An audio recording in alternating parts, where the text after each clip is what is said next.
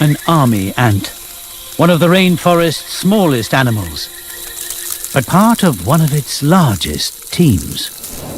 Up to 1 million strong, this colony can't survive long without eating. So every morning, the best hunters leave together with one mission: to find food, and lots of it.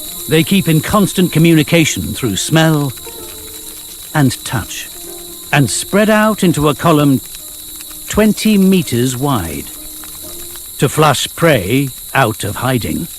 Working together, army ants can take down animals 1,500 times their own weight.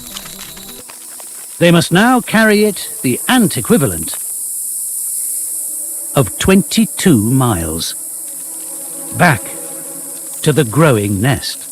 But in a jungle full of dead ends and detours, that's a mammoth task. These extraordinary creatures create their very own highways. Smaller obstacles are no problem.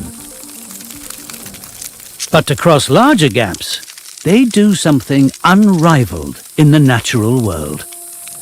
The ants link legs and support each other to engineer living bridges 10 times their body length. These superstructures allow them to carry up to 30,000 items of prey back to feed the colony every single day.